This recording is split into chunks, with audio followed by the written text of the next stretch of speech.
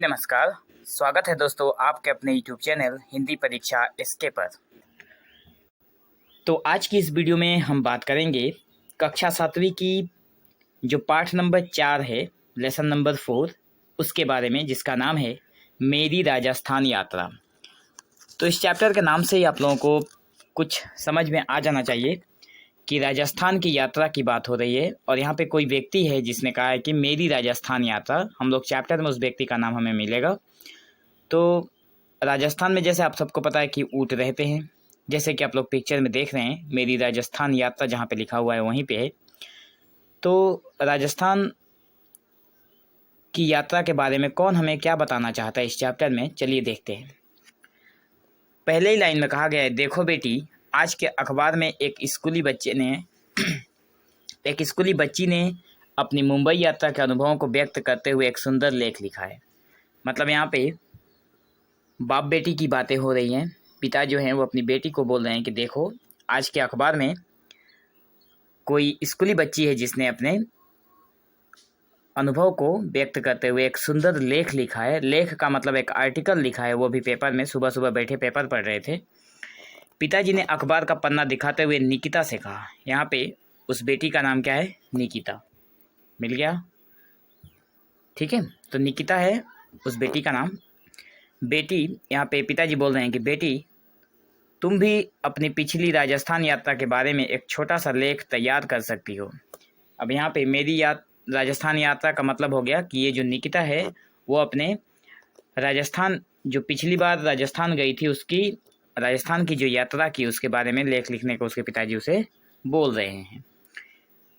तो निकिता ने कहा, क्यों नहीं पिताजी, लेकिन क्या मेरा लेख भी अखबार में प्रकाशित हो जाएगा? तो यहाँ पे निकिता के मन में एक सवाल है। वो जानना चाहती है कि अगर मैं कुछ लिखूंगी तो अखबार में क्या प्रकाशित होगा? जिज्ञासा भरी नज़रों से निकिता ने पिताजी की ओर देखा। वो देख रही थी अपने पिताजी को। पिताजी बोले, तो अवश्य प्रकाशित हो जाएगा बेटी, तुम लिखो तो सही। तुम्हारा लेख मैं स्वयं अखबार के दफ्तर में देकर आऊँगा। मतलब उसे पब्लिश करने के लिए उसके पिताजी बोल रहे हैं कि तुम अपना लेख लिखो, उसको पब्लिश करने के लिए मैं स्वयं अखबार वालों को देकर आऊँगा। अखबार में अपना लेख प्रकाशित होने की कल्पना से ही निकिता की आंखें चमक उठी और वो अपनी पिछली राजस्थान यात्रा की यादों में खो गई। निकिता अपनी राजस्थान यात्रा के अनुभवों का एक आलेख तैयार करने लगी। तो पिताजी के आदेश पाते ही वो अपनी पिछली राजस्थान यात्रा की जो यादें थी उनमें खो गई। वो याद करने लगी कि कैसे क्या लिखना है और अपने अनुभव को। ठीक है, तो आगे बढ़ते हैं और देखते हैं कि मेरी राजस्थान यात्रा, उसने हेडिंग, मतलब अपने लेख का हेडिंग बनाया, मेरी राजस्थान यात्रा।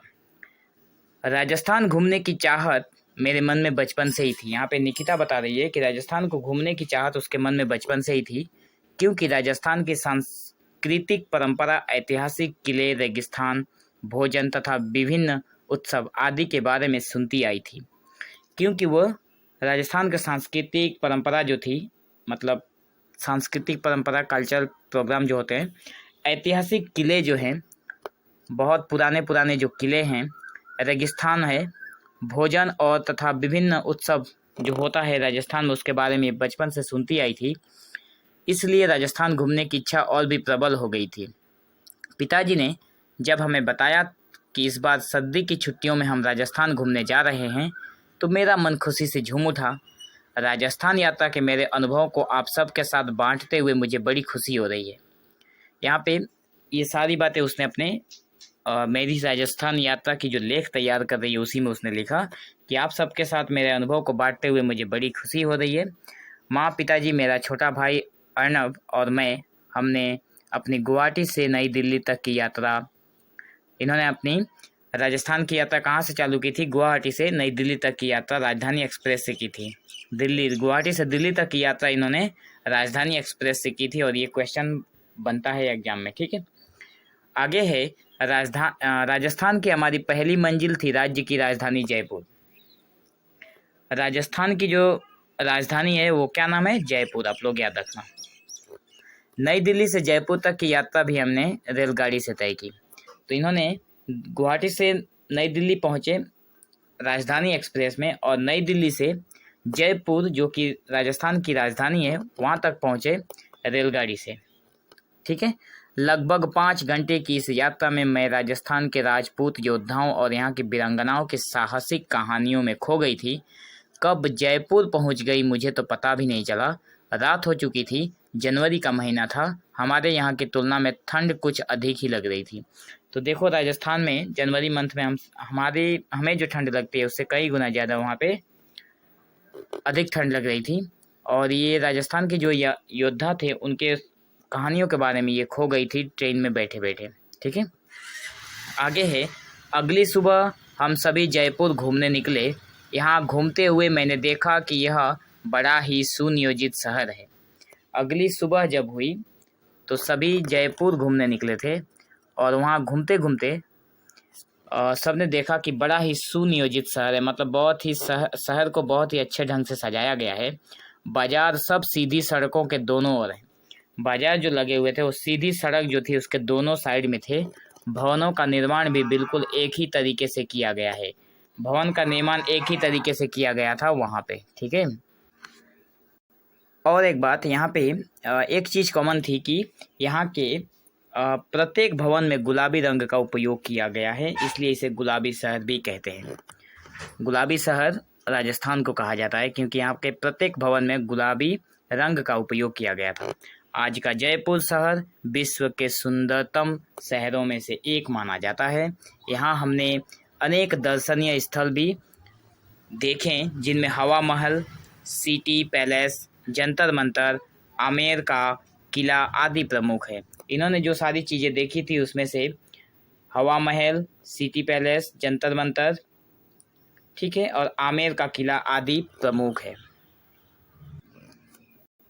एक बात और हमें समझना है कि जयपुर का जो विश्व प्रसिद्ध हवा महल एक 5 मंजिली इमारत है। हवा महल जो है वो एक 5 मंजिला बनाया गया है, उसके ऊपर और 5 रूम मतलब घर बनाए गए हैं जिसमें सैकड़ों झरोखे बने हुए हैं। मतलब सैकड़ों झरोखे आप लोग यहाँ पे देख पा रहे हो पिक्चर में। तो जंतर मंतर पर मैंने देखा कि विदेशी पर्यटक सूर्य की किरणों से समय की गणना कर अपनी कलाई में बंधी आधुनिक घड़ी में वही समय देखकर दंग रह जाते हैं। जंतर मंतर एक जो इन्होंने जगह देखी थी उसमें वहाँ पे देख रहे हैं कि जो लोग हैं वो समय की गणना कैसे कर रहे हैं, सूरज की किरणों से कर रहे हैं। और सूरज की किरणों से करने के बाद अपनी कलाई पे जो आधुनिक घड़ी बंधी हुई है उस घड़ी में ठीक वही समय देखकर दंग रह जाते हैं, चौकन्न रह जाते हैं। ठीक है, अपने गौरवशाली इतिहास पर मुझे मन ही मन गर्व हो रहा था कि हमारा इतिहास, ये जो निकिता थी वो अपने इतिहास पर गर्व कर रही थी कि क्या इतिहास में हमारे लोग थे जिन्होंने सूर्य को देखकर घड़ी की समय बताया करते थे। हमारी अगली यात्रा उदयपुर के लिए थी, ध्यान रखना, जयपुर के और उसके बाद उदयपुर निकले। अनुपम प्राकृतिक सौंदर्य से भरपूर उदयपुर देशी एवं विदेशी पर्यटकों के आकर्षण का प्रमुख केंद्र है। देश और विदेश दोनों के पर्यटक उन लोगों को कहा जाता है जो घूमने के लिए आते हैं और कुछ दिन रहकर जो सारी नेचुरल चीज़ें होती है देखने के लिए वो देखकर वापस चले जाते हैं। शायद यही कारण है कि उदयपुर को पूर्व का वेनिस, झीलों की नगरी और राजस्थान का कश्मीर आदि नामों से जाना जाता है। तो उदयपुर को किन नामों से जाना जाता है? उदयपुर को पूर्व का वेनिस, झीलों की नगरी और राजस्थान का कश्मीर आदि नामों से भी जाना जाता है। इस सुंदर शहर को नज़दीक से देखने के बाद मुझे यह एहसास हुआ कि राजस्थान के भौगोलिक परिवेश के बारे में हम कितना गलत सोचते थे। यहाँ घूमते हुए हमने नगर के सबसे ऊंचे स्थान पर स्थित राजमहल को देखा जो काफ़ी भव्य और विशाल है। यह पेशोला झील के तट पर बसा हुआ है। तो राजस्थान का जो सबसे भव्य और बड़ा जो राजमहल है वो कहाँ पे बसा हुआ है? वो पेशोला झील। कौन से झील के पास में बसा हुआ है? पेशोला झील के तट पर बसा हुआ है। महल से पूरे शहर और झील का दृश्य कितना मनोरम दिखाई देता है। महल जो है, महल से पूरे शहर और झील का दूसरा दृश्य जो है वो कितना मनोरम दिखाई देता है। ठीक है, बहुत ही अच्छा दिखाई देता है। वो उस ऊंचाई वाले जगह पे जाने के बाद पूरा शहर दिखाई देता है, वो भी बहुत ही अच्छा। यहाँ पे मैं आप लोगों को एक चीज़ बता दूं कि ये जो पूर्व का वेनिस हम लोगों ने देखा था ना, वेनिस का मतलब होता है कि इटली देश का एक मतलब शहर है, ठीक है, जिसे हम लोग वेनिस कहते हैं। चैप्टर के अंत में आप लोगों को मिलेगा, जब वर्ड मीनिंग मिल सकता है वहाँ पे हो भी सकता है और नहीं भी।